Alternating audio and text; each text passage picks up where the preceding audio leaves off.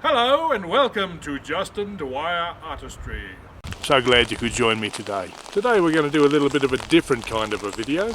Today we're going to show you a little bit of nature and we're going to have a chat about some important things that artists need to think about. A short disclaimer, in no way, shape or form am I a mental health expert, and this video is not intended in any way to be treatment advice for people suffering from a mental illness of any kind. This is simply experience that I have that I'm happy to share. This video is intended for general information only.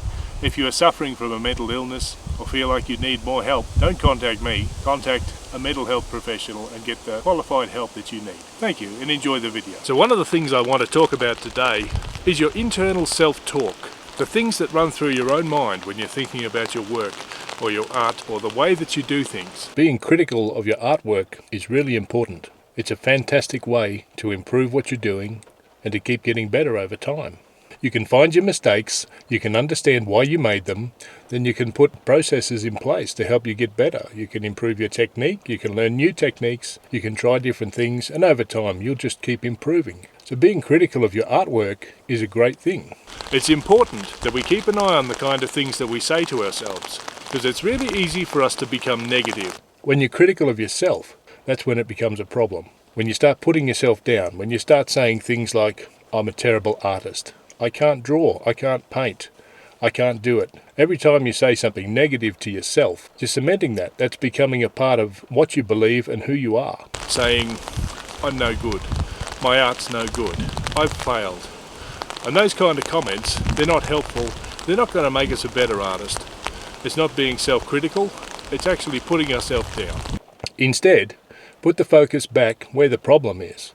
You're not the problem. The problem is how you did the artwork. We can talk instead about, okay, I made a mistake. Or the technique that I used wasn't right for this piece of work. Or I didn't get the result I was hoping for, but still I learned something from the process. Artwork is separate to you. Sure, your emotions and feelings are tied up very closely within it. It's a thing that you made, it's a thing you created. But there's a way of being critical without being damaging. And that's what we need to focus on, and we need to be hard on our work, but to be kind to ourselves. You have an opportunity to keep improving and to keep getting better. Using positive self-talk will help us to improve our artwork and feel better about the learning process. It will help us to prevent burnout. We won't end up like this tree here. Sometimes you need to stop and take a break. We need to slow down so that we can recharge our batteries and refocus. You can't just go full tilt all the time. Everybody needs a little bit of time out. You might just need to take a day off. Go for a drive in the country. Go for a walk in the bush. Go watch a waterfall. Do whatever it is that makes you happy. Taking time out isn't selfish. It's a form of self-care, and you'll actually be able to give more and do more for the people that you care about if you recharge your own batteries and look after yourself. Don't dig yourself into a hole. There's no reason to wait until things get bad before you do something for yourself.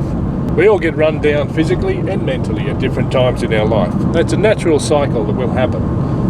As you experience stress, it will build up and we have to find ways to deal with it. Sometimes it feels like it's overloading and we feel like we can't cope. But we can. And taking a little bit of extra time out for ourselves and being able to give a little bit back to ourselves, that's what's going to make the journey a lot easier. We'll be able to cope with the difficult times that come. Being able to prioritise your time is really important. When you're very busy, it's critical that you're able to put your resources in the best possible place. So you need to have time to do your work. You need time to play. You need time to rest. You need time for your relationships. You need time to spend time with your family and with your friends and with the people that matter to you. And we can't put all of those things on hold. So it's just a balancing act. Maybe we can't use as much time as we would like for all the things we want to do, but we can still put in some time into all the things that matter to us.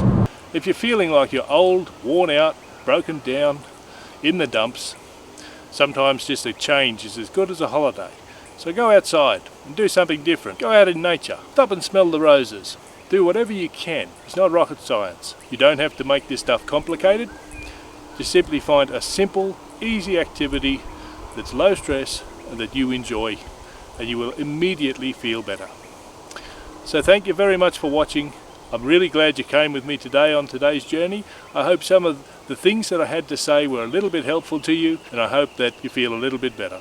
So good luck, thanks for watching, and bye bye.